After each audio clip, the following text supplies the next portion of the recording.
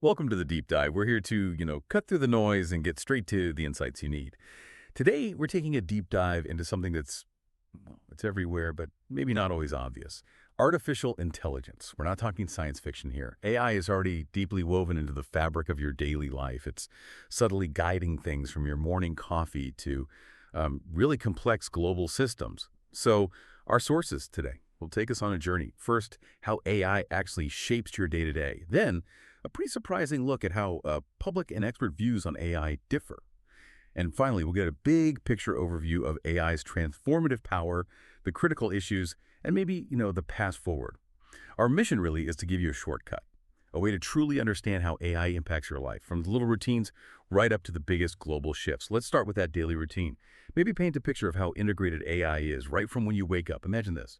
Your alarm clock isn't just buzzing. It's smart, uses AI maybe, to wake you gently at the perfect moment in your sleep cycle. While you're getting ready, your virtual assistant pipes up with the weather, maybe suggests an outfit based on the forecast. Downstairs, perhaps your coffee, your tea maker AI enhanced, of course, is already brewing your favorite blend, exactly how you like it. Yeah, and what's really interesting is that these aren't just, isolated gadgets. They represent broader AI applications. It's all about personalization and efficiency, really. That smart alarm, it's actively learning your sleep patterns. The assistant pulls real-time data, tailoring suggestions just for you. Your coffee maker optimizes based on what you liked before. It's this sort of subtle, continuous optimization of your environment, your routine, often without you even consciously thinking about it. Continuous optimization. I like that. It sounds incredibly efficient. So, okay, AI streamlines our mornings. How does it affect how we, move around during the day? Oh, transportation is huge. Think about your navigation app. Real-time traffic updates, suggesting other routes to avoid jams. Right. Saves me so much time. Exactly. And the secret sauce behind that, it's AI. Machine learning algorithms chew through data from, well, countless sources, smartphones, traffic cameras, you name it. They analyze it instantly to give you that up-to-the-minute info. Saves time, reduces stress, all that. And it's more than just dodging traffic, isn't it? I hear a lot about autonomous vehicles. Absolutely. That's a big step further. Autonomous vehicles use this complex mixed sensors, cameras, and deep learning algorithms to navigate safely. Deep learning, right? That's a key part of AI. It trains on massive amounts of data, like millions of driving situations, so it can learn to perceive and react. Kind of like how our brains learn. The potential there is immense, reducing accidents, providing mobility for people who can't drive, and even the ride-sharing services you use. AI algorithms are working behind the scenes, efficiently matching drivers and passengers, learning your habits to cut down wait times and costs. It's incredible. Just getting around is becoming so much smarter. But AI isn't just about efficiency in travel, is it? Where else is this unseen hand at work? Well, if we broaden the scope, healthcare is being profoundly transformed. I mean, imagine doctors getting help from AI to diagnose diseases faster, more accurately. That's not just imagination anymore, is it? No, it's becoming reality. AI diagnostic tools can sift through enormous amounts of medical data, patient histories, lab results, scan spotting patterns humans might miss, speeding things up, improving accuracy. There's a German company, Meranti, it's using deep learning to find lymph nodes in CT scans. AI does it way faster, much more cost-effectively than a human radiologist. Think maybe $100 an hour for radiologists looking at 4 images versus AI scaling up massively. And it's not just in the hospital. Your smartwatch, maybe an ECG monitor, they collect data constantly, and AI processes it for insights into your personal health. Okay, so AI is helping keep us healthy, getting us around. What about when we relax? Our leisure time, social lives? Ah, yes, entertainment and social media. AI is actually becoming a creator or maybe a collaborator. It's used to compose original music, generate stunning visuals for art. But the key thing here, I think, is that it's not really about replacing human creativity. It's more about augmenting it, offering new tools, new possibilities. Augmenting, okay, like a creative partner. Exactly. And then social media. Ever wonder why your feed feels so perfectly tailored to you? All the time. Sometimes it's a bit uncanny. Well, that's AI. Algorithms analyze everything posts you like, friends you interact with, and they curate content they think will keep you scrolling. Your feed becomes this unique, engaging stream, thanks to AI. And it also does important work behind the scenes, like keeping the peace by spotting harmful content, hate speech, fake accounts. Right, content moderation, that makes sense. So AI reshapes our downtime. But what about the 9 to 5?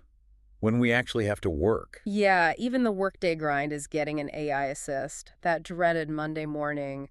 As you sit down, AI might already be organizing your schedule, prioritizing tasks, prepping you for meetings. AI isn't just a buzzword in the office anymore. It's really part of the workflow, making us more efficient, more productive. How specifically? Like what kind of tools? Think smart calendars that learn your habits, know your deadlines, schedule meetings intelligently, maybe even block out focus time for you. Or AI task managers. They analyze your workload, suggest what to tackle first, automate repetitive stuff like follow-up emails or updating spreadsheets. Ultimately, like with creativity, AI in the workplace isn't about replacing people. It's about increasing our capabilities, freeing us up for the more, human stuff, strategic thinking, creativity. It's a subtle but, wow, really pervasive presence. Okay, but here's where it gets really interesting based on the research. Yeah. You might think you know how much AI you interact with daily, but the data? Well, it tells a pretty surprising story. Pew Research found that most AI experts, like 79% of them, believe the U.S. public interacts with AI almost constantly or several times a day. Okay, but A much smaller group of U.S. adults, only 27%, actually think they use AI that often. And a big chunk, 43%, say they use it less frequently. wow, that is a huge gap, a real disconnect between the experts living and breathing this stuff and the general public's perception. Exactly. That perception gap isn't just a curiosity, is it? It raises some big questions about how we understand and engage with this technology that's so fundamental now. If you look at chatbots, it gets even clearer. Chatbots are, quote, nearly universal among experts. 98% have used them, Right. but only about a third of U.S. adults have. And while most Americans, 72%, have heard of them, their experiences, well, they're less positive. Only 33% found chatbots extremely or very helpful. Compare that to 61% of experts. Huh. So the public is less likely to use them and less impressed when they do. Yeah, and they're more likely to find them not too or not at all helpful. That's 21% of the public versus just 9% of experts. So people often don't realize they're using AI. And when they do, like with chatbots, the experience isn't always great. What about control? Do people feel like they have any say in this? That's another critical point from the research. A lot of people in both groups feel they have little or no control over how AI is used in their lives. That's 59% of adults and 46% of experts. Even the experts feel a lack of control. Almost half of them, yeah. And both groups generally want more control. 55% of adults, 57% of experts. What's also telling is that U.S. adults are much more likely to be unsure how much control they want, 26%, compared to just 4% of experts. They haven't maybe thought it through as much. That makes sense. And even among the experts, there are differences. Women, for instance, are more likely to want more control than men, 67% versus 54%. And experts working in universities seem to want more control than those in private companies, 61% versus 50%. Fascinating nuances there. It really shows that even the people building this technology are thinking hard about how it's deployed and governed. Exactly. So, okay, what does this all mean? To really get a handle on AI's impact and bridge this perception gap, maybe we need to peel back the layers a bit. Understand what AI is at its core, beyond just the apps. Right. And while there's no single definition everyone agrees on, generally, AI refers to machines that respond to stimulation consistent with traditional responses from humans, given the human capacity for contemplation, judgment, and intention.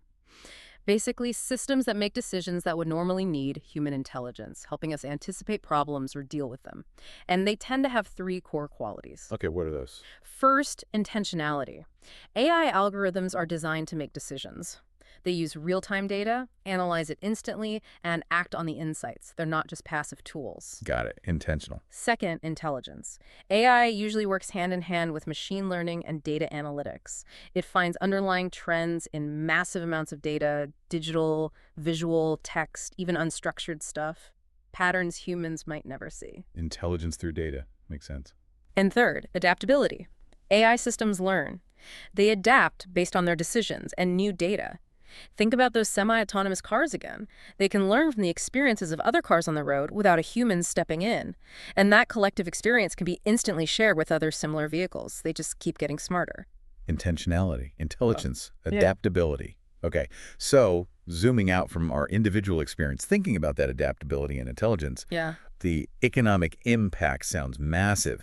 PricewaterhouseCoopers estimated AI could boost global GDP by $15.7 trillion. It's a full 14% by 2030. That's staggering. It really is. And you see countries like China setting national goals, right? investing $150 billion, aiming to be the global leader by 2030. Absolutely. It shows how central AI is becoming to economic power, and you see its transformative power across so many sectors. Take finance. Investment in financial AI just exploded, tripled between 2013 and 2014 to over $12 billion.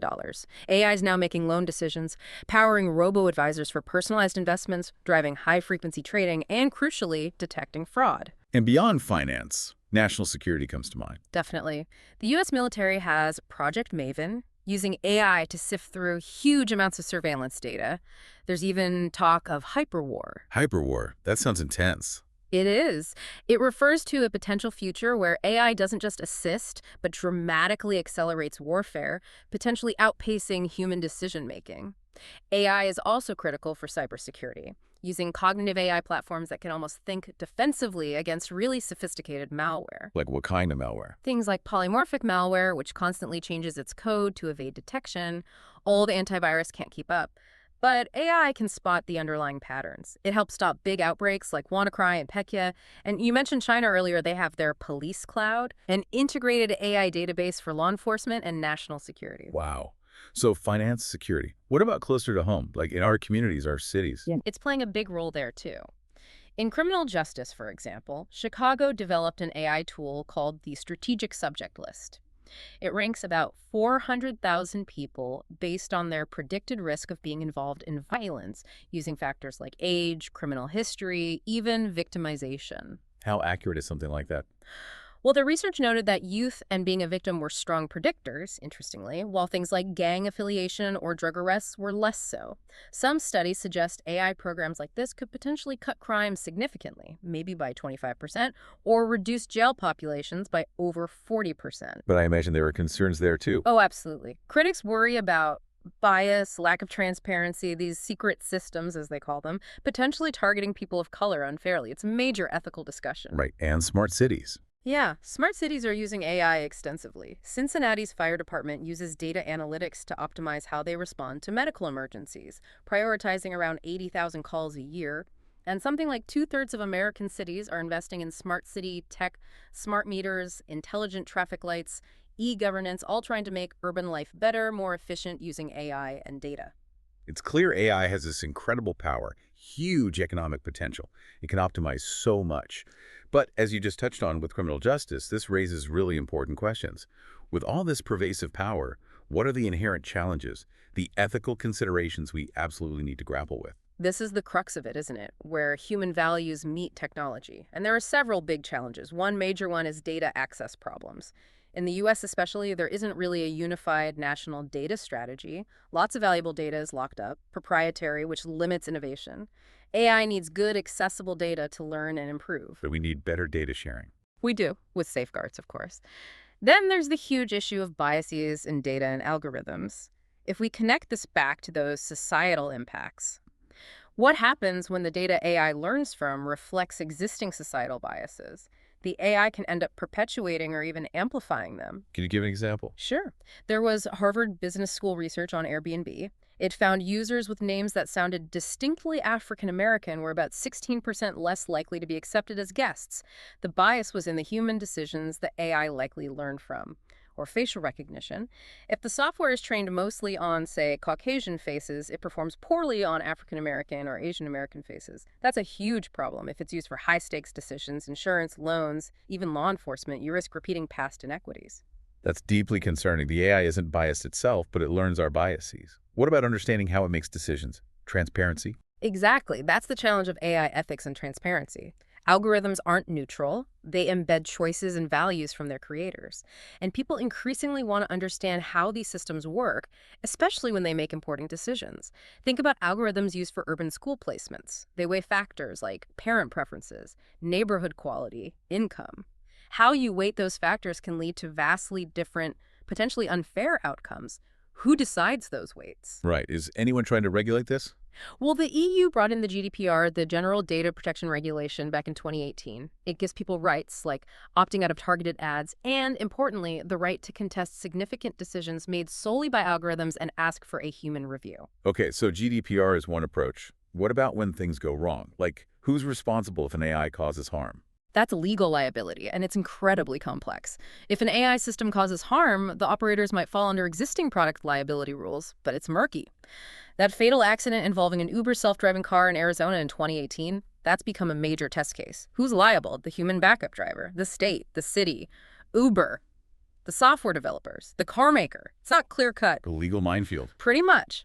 And adding to the complexity, digital platforms often have limited liability shields. Think about Airbnb again. They often require users to waive their right to sue or join class action lawsuits as part of the terms of service. Okay, so we have data access issues, bias, transparency problems, liability questions. It's a lot. Right. How do we move forward? Let's unpack this. How do we harness all the good AI offers while safeguarding human values? Our sources suggest about 9 key steps. Right, it's about finding that balance. The first recommendation is to improve data access. Develop a national data strategy. Promote research access with proper safeguards. We see examples like Facebook partnering with economists, Google Trends, Twitter APIs, the National Cancer Institute sharing de-identified health data. Public-private partnerships are also key. Cities integrating ride-sharing data, for instance. And tools like data.gov already offer hundreds of thousands of public beta sets. So make data more available responsibly. What's next? Second, increase government investment in AI. The U.S. federal spending on non-classified AI, around $1.1 billion, is actually quite low compared to competitors like China. More funding is needed to boost research, economic development, and social innovation using AI. Okay, invest more. What about the people side? Skills. That's number 3. Promote digital education and workforce development. There's a real shortage of data scientists, computer scientists, engineers, coders. But it's not just about technical skills. We also need to foster critical reasoning, collaboration, independent thinking skills that complement AI. Programs like IBM's Teacher Advisor, using Watson AI to help teachers, point in this direction. Makes sense. Build the talent pipeline. What about policy structures? Fourth, create a federal AI advisory committee. There's legislation proposed, the Future of Artificial Intelligence Act, aiming to set up a body to advise on competitiveness, workforce impact, ethics, data sharing, privacy, all the big issues. Given how fast AI moves, though, the proposed 540-day reporting timeline might be too slow. Maybe shorten it to 180 days. Get advice faster. Good point. And involve local governments, too. Yes. Fifth is engage with state and local officials. New York City Council, for example, set up a task force to look at the fairness and validity of algorithms used by city agencies for things like bail decisions, firehouse placement, school assignments. Local context matters. Okay. And how should we regulate the tech itself? Sixth is a nuanced one. Regulate broad objectives more than specific algorithms. Trying to crack open the black box of every complex algorithm might be impossible and could stifle innovation. Look at the EU's GDPR. While good for privacy, some rules limiting data collection on location could hinder developing safer autonomous vehicles. Maybe it's better to set clear goals like safety, fairness, rather than dictating the exact code. Focus on the what, not the how. Interesting. What else? Seventh, building on our earlier point, take biases seriously. This means seriously considering extending existing anti-discrimination laws to cover digital platforms and pushing for much more transparency in how AI systems actually work and make decisions. Address the bias head on. Eighth, it's vital to maintain mechanisms for human oversight and control. AI systems should operate under human laws, they should be upfront about being automated, and they shouldn't misuse confidential information. Groups like the IE Global Initiative suggest programming AI with human norms, honesty, non-deception, and building in safeguards for when things fail. There's even research into automating ethical choices for things like autonomous cars, using models based on dilemmas like the trolley problem. The trolley problem. Trying to teach ethics to a machine. In a way, yes. Using maybe voting systems based on human ethical preferences. It's complex. And finally, ninth, penalize malicious behavior and promote cybersecurity. AI is powerful, and it can be misused for hacking, identity theft, disinformation. We need strong deterrence and robust cybersecurity. We saw an example of a major bank using machine learning defensively, blocking over 120,000 fraudulent calls a month. We need more of that proactive defense. So it's a comprehensive approach. Data, investments, skills, policy, regulation, ethics, oversight, security. It really highlights that the world is, well, truly being reshaped by AI and data analytics. From our coffee makers to global finance, national security, how our cities run, AI is fundamentally changing how we live, work, and interact. It really is. And what's fascinating here, I think, is that while the technology is revolutionary, the future path how AI ultimately impacts society, the economy, our well-being, that rests squarely on the choices we make. Decisions about software development, about policy, about ethics, it's not just a tech revolution, it's very much a societal one, demanding thoughtful human guidance. A societal revolution guided by human choices. That's a powerful takeaway. So as AI continues to evolve, integrating even deeper into our lives, here's something for you, our listener, to think about. What specific area of your life do you think AI will transform next? And maybe more importantly, what kind of control do you want to have over that change?